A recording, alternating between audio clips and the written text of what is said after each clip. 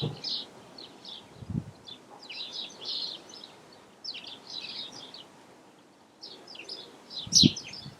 good morning, welcome back. Okay, I said in the last video that we would today fix the problem of the rusty, leaking rear suspension. So the springs need replacing, first of all, because they're rusty and corroded, and the seals need replacing because they're leaking all their oil out. So there comes a point where you question, are they actually worth repairing? Can you buy the springs to replace? Can you buy the seals to replace? And is there any data about how much oil you put in them? Let me know in the comments if you know the answer to any of those questions. Or finally, are they just better off being replaced with new ones that have a guarantee and start from scratch? So if, like me, you agree that they should just be replaced, what on earth do we replace them with?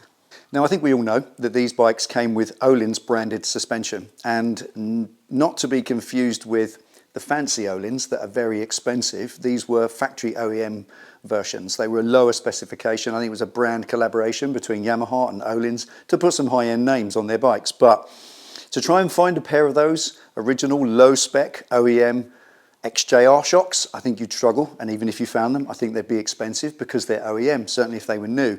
So why would you pay the full price for Öhlins? You know, the £1,000 a pair? Not worth it on a bike of this value. You have to balance the budget on any project. So we've got the YSS on there. They're a good brand. Are they worth replacing?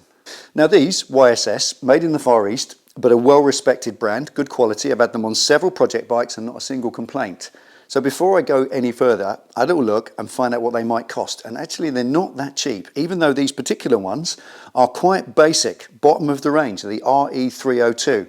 Still quite a lot of money when, if we just roll back a minute to what we were just talking about, the OEM option, I have something that I think possibly might work. And that is, how about utilising something I've got in a box under the bench from a previous project? Before I go spending money on suspension, when I've got everything else to pay for at the moment, see if these will work. If you follow the channel, you might remember these are the shocks from the Suzuki GSX 1400 project. I took them off, put something else on, and these went in a box under the bench. So will these do the job? Right, the first thing to consider is that they're in fine condition. There's absolutely nothing wrong with them whatsoever, unlike these. They're beautiful. I've got no leaks, I've got no corrosion on them, they're good to go, just need a little clean up. So the next things split into two. Firstly, will they physically fit? Can I physically bolt them on? Will they fit on the bike? Right length, right eyelets, right spacing and everything else? And secondly, are they actually up to the job? They're from a GSX 1400, this is an XJR 1300. Is that close enough that these will do the job just the same as it did on the other bike? Well, let's try first of all to see if they actually fit before we consider that.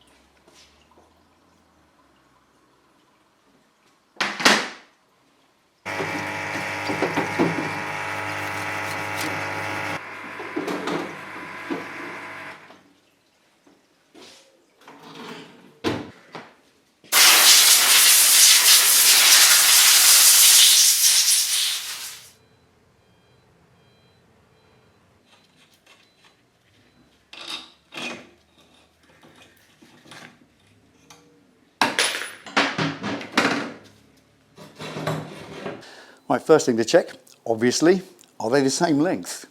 Easiest way, check against the old one. Simple. Exactly the same. Right, next thing, the eyelets, either end. Now they're the same style, thankfully. You've just got the same sort of drum style with a bushing in it. So I need to check they're the same dimensions on both shocks. Width on the top, 20 mil. Width on the bottom, 20 mil. Measure the new one. Width on the top, 20 mil, and on the bottom, 20 mil. Almost there. Final one to check is the size inside diameter of the two holes. Top one, 14 mil, bottom hole, 10 mil. Check against the new one. Top eyelet, 14. Bottom eyelet, also 14. Right, there's the first hurdle. Everything fits except the hole at the bottom is 14 mil and the bolt that goes through it is 10, and that won't do because it waggles around and that wouldn't be safe to ride like that. So I've got to find a spacer to reduce that 14 mil hole down to 10. I wonder if the spacers from the old YSS shocks will fit in there and reduce it like a sleeve. Let's have a look. Now you should be able to push that 10 mil spacer out by hand and use it. There it is. There. Let's see if that fits into the GSX shock.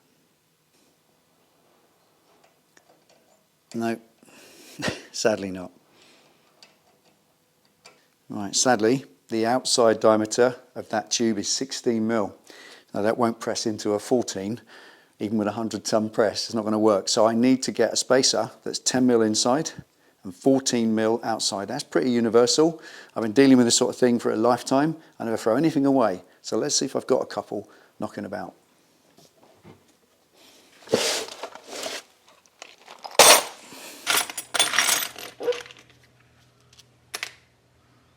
Too small.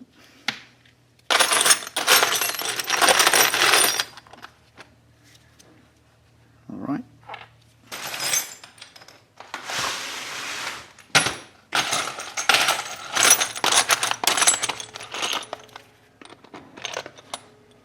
Aha.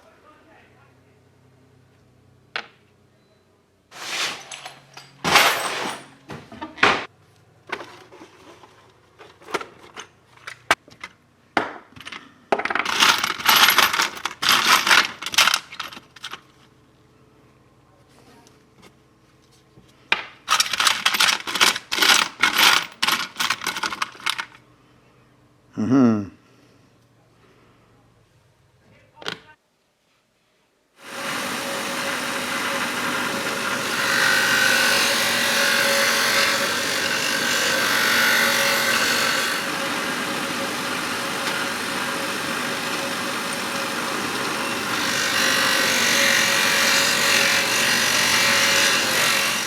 Right, there we are. The bits and bobs box wins again. 2 spacers, 14 mil outside diameter, 10 mil inside. Slip these in the shocks, then they're perfectly the same fitting specification as the original factory shocks were. So let's bolt them on.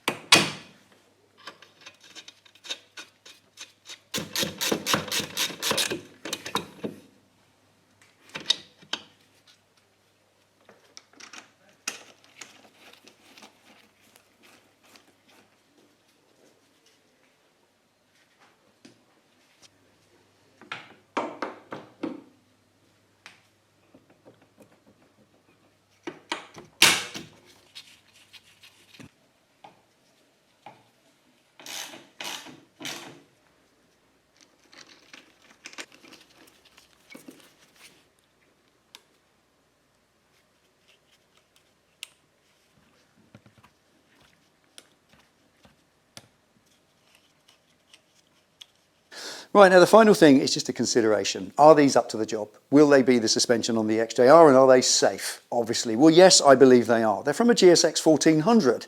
That bike is the same weight as this, the same dimensions as this, the same brake horsepower as this, and they fit. So they could almost be the same suspension. So I'm happy to fit those and give that a go. That's just my choice. Now I know the Luddites will be along anytime soon and tell me it's all wrong and it's all unsafe and you should use OEM. Well, you feel free to send me some OEM shocks and I'll bolt them on just for you. But here, I'm going to use these in my project because they cost me nothing. They're under the bench and I can move on and spend the money on other things on the project. So that's it for today. Thank you for watching. I'll see you next time.